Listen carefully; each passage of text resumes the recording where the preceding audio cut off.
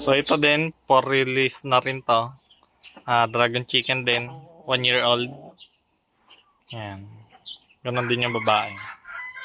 So, mga pang-upgrade sa ating native o kaya pure breed tayo ng Dong Tao. Yan, pwede yan. Maganda. Kapag nais nyo naman ay pang-upgrade na budget meal. Yan. So, hybrid tayo. Yan. So, mukha siyang asil. Parawakan. Yan, mukha. Mga mukhang oriental breeds. Malalaki din yan. Yan, budget meal na lang yan. 4 na lang yan. Basta 4 months old na. Yan.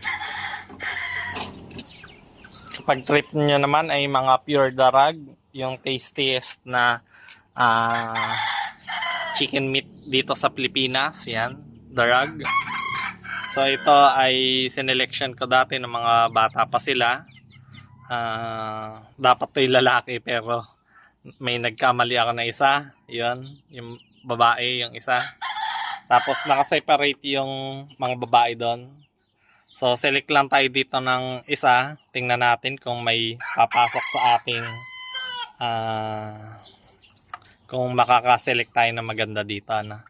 Pero kung hindi, sa next batch tayo. Pero may mga nakikita ko, yan. Ito nakikita ko maganda to. Yan.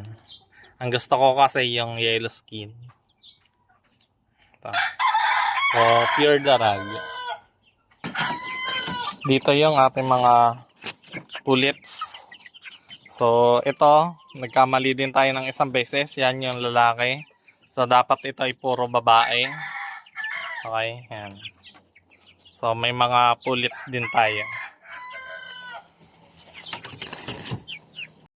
So, dito, kapag may mga gusto kayong fancy chicken tulad ng Brahma, yan, pwede din to. So, nandito sa atin, ang for release natin ay yung dalawang yan. Okay? Yan. Silang dalawa for release na yan. Dito sa ating likuran, bahagi, may mga itik tayo dyan. 4 pa lang sila pero order na ulit ako ng pang-itik natin.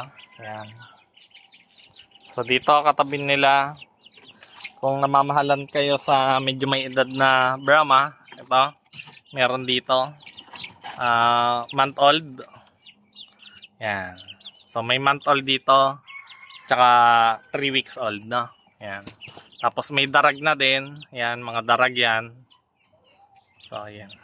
Ang purity ng isang manok, makikita mo rin sa kulay na dapat pare-parehas. So pare-parehas naman, so maganda yung pagka-pure nila, no? Dapat hindi lang sa kulay, pati kulay ng paa, tsura ng body build, at saka yung mga palong, dapat pare-parehas na. Talagang dapat identical kung gusto mo ng pure, no? Yan yung isang karakteristik ng pure, no? Pare-parehas sila. So dito sa kabila, kung gusto mo ng maganda ang kulay, tapos malakas umitlog, mabilis lumaki. Yan, nandyan ang ating Rhode Island Red.